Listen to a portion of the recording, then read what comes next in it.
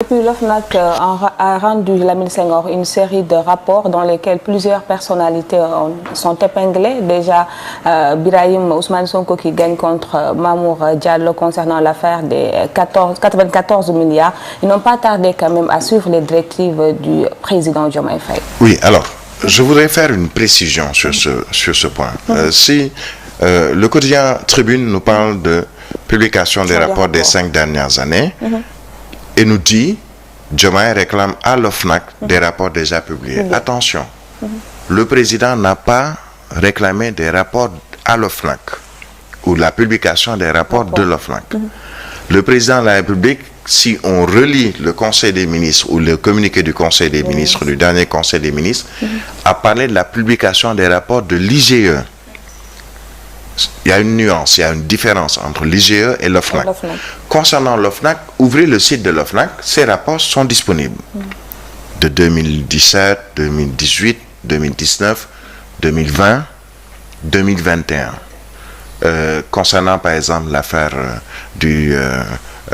qui a fait beaucoup, qui a fait couler encre et salive sur ces fraudes concernant le titre foncier 1451R avec Mamour Diallo, sur dénonciation d'Ousmane Sonko. Le rapport de 2019 est revenu sur les recommandations de l'OFNAC, recommandations de portée générale selon le titre formulé en vue de l'amélioration du cadre juridique de prévention et de lutte contre la corruption. Et dans ces recommandations, il est clairement dit déjà que tout le dossier a été envoyé au procureur.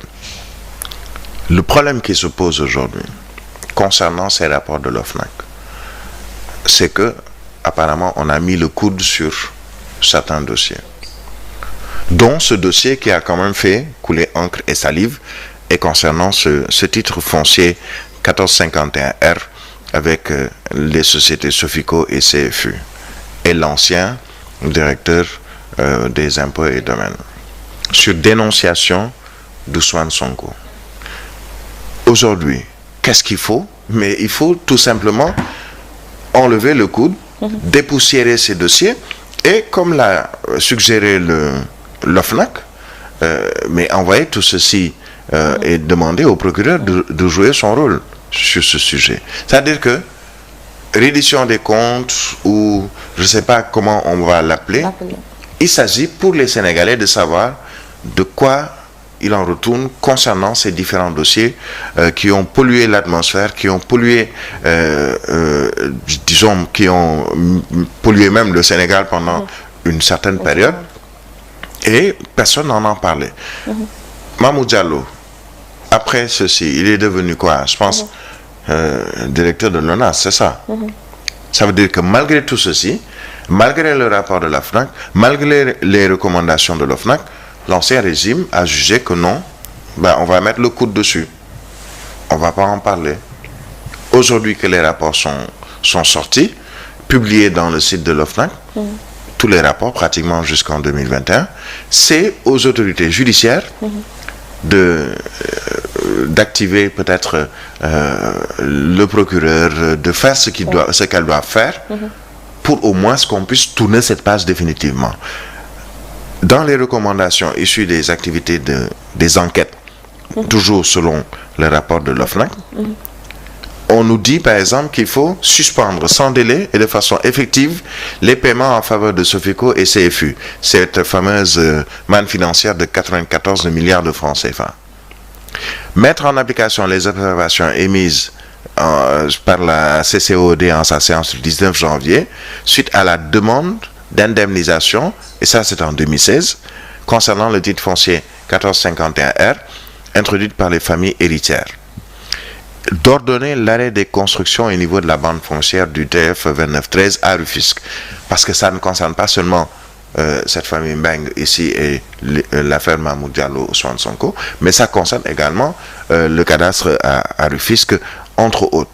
Et tout ceci est dans le rapport qui a été déjà transmis par l'OFNAC au chef de l'État et aux autorités compétentes, Puisque dans les rapports, qu'est-ce qu'on nous dit? Dans les conclusions ou dans les recommandations, ou après avoir fait le travail nécessaire d'enquête et autres, on nous dit à la fin, dossier classé sans suite, ou bien dossier transmis au procureur, entre autres. Ça veut dire que tout ce qui devait être fait par l'OFNAC a été fait par l'OFNAC. Concernant l'IGE, et c'est là où vraiment il y a une différence, le président de la République a demandé la publication des rapports de l'IGE, Inspection Générale d'État. Pas la publication des rapports de l'OFNAC, puisque les rapports de l'OFNAC sont disponibles presque régulièrement. Chaque année qu'il y a un rapport de l'OFNAC, il est publié dans son site internet, celui de l'OFNAC. Maintenant, qu'est-ce qu'il faut? Qu'on ne fasse que suivre les recommandations de l'OFNAC. Et pour ceci, ce n'est ni moi, ni vous, ni la presse, ni dans les réseaux sociaux. C'est aux autorités judiciaires de faire ce qu'elles doivent faire concernant ces différents rapports, sur recommandation de l'OFNAC. Et là où hier je suis revenu et j'ai insisté, c'est sur les rôles et surtout les prérogatives qui doivent être données à ces corps de contrôle que sont l'OFNAC, que sont la Cour la Cour des comptes ou l'IGE, entre autres. Et l'OFNAC l'a rappelé dans ses recommandations. Par exemple, aujourd'hui, ce que nous dit l'OFNAC à l'issue, par exemple, de ce rapport de 2019, toujours dans les recommandations, je reviens sur ces conclusions. L'OFNAC rappelle que l'année 2019 a permis de consolider les acquis dans ses missions de prévention et de lutte contre la corruption. Mais l'OFNAC rappelle aussi dans ses recommandations qu'il faut revoir les textes de l'OFNAC. Ça veut dire donc leur donner un peu plus de force, de prérogatives, de possibilités par rapport à cette lutte contre la corruption, entre autres la fraude et la corruption. Et toujours dans le rapport de l'OFNAC, ce qu'on constate sur la déclaration de patrimoine, le chiffre de personnes assujetties à cette déclaration de patrimoine, plus de 1000 et quelques par exemple par an, et on se rend compte que sur les 1000 et quelques, 800 sont effectivement assujettis à cette déclaration de patrimoine, mais in fine, on nous dit que sur les 100 et quelques qui sont venus faire la déclaration de patrimoine en entrant, moins de 30 ou à peu près 30 en sortant font une déclaration de patrimoine. Alors que la déclaration de patrimoine, elle vient avant et après. Pour tous ceux qui sont, il y a la liste de présidents, ministres, entre autres, et ceux qui ont des budgets qui sont supérieurs à 1 milliard de francs CFA. Ceci également est une autre problématique et un problème que les autorités devraient pouvoir régler en essayant de changer les attributs de l'OFNAC, en donnant un peu plus de capacité à l'Office national à l'OFNAC pour pouvoir au moins jouer son rôle entièrement et pleinement. Mais j'insiste pour rappeler que le président de la République n'a pas parlé de l'OFNAC ou de la publication des rapports de l'OFNAC, mais la publication des rapports de l'IGE, ce qui est bien différent. Les rapidité aussi n'ont pas tardé à réagir juste après le Conseil des ministres. Et pourtant, on le disait hier avec Pape Makoura et l'invité, il y a des urgences. Au lieu de se focaliser sur ça, on tarde bien sûr à faire aujourd'hui ces rapports un débat, comme on le disait hier. Oui, bon, c'est un débat, on dira, sur la place publique, c'est un débat, disons, naturel, normal. Il n'empêche que le président est en train de vaquer à ses occupations. Il était en Mauritanie hier, toute la journée, il est revenu dans la soirée ou en début de soirée, il sera en Gambie demain, il poursuit ses activités en tant que chef de l'État. Le gouvernement poursuit également ses activités. Il y a par exemple un décret de répartition des services, par exemple, du ministère de l'enseignement professionnel, entre autres, qui est sorti pour donner les orientations au ministre Sarré, entre autres. Mais la publication de rapports ou la lutte contre la fraude, la lutte contre la corruption, c'est, je dirais, presque au quotidien que cela se fait. Quelquefois, on peut mettre cette lutte au devant de la scène, puisque les journaux en parlent aujourd'hui. ça va faire débat. On fait débat sur cette situation depuis hier ou depuis qu'on a vu les publications ou les rapports qui circulent dans les réseaux sociaux, dans les groupes WhatsApp entre autres. Mais les priorités du gouvernement, le gouvernement le sait. Le gouvernement sait quelles sont ses priorités.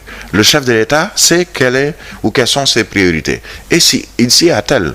Mais l'un n'empêche peut-être pas l'autre. Moi, ma conviction, c'est qu'ils vont aller sur les priorités des Sénégalais, mais en même temps, peut-être à côté, poursuivre tout ce qu'il y a pour cette reddition des comptes ou la lutte contre la corruption, entre autres, mais ne sera pas au devant de la scène ni au devant de leurs priorités, même si ça fait partie des priorités du président de la République, puisqu'il a donné ce triptyque Jubal Jubanti. Il faut nécessairement que l'on puisse revoir certaines pratiques dans certaines institutions, sociétés ou autres édifices ou plutôt établissements publics, et tout ceci est tout à fait normal. D'accord, avant de finir, Lamine Senghor, les quotidiens ont titré ce matin sur les séries de déguerpissement à Dakar hier.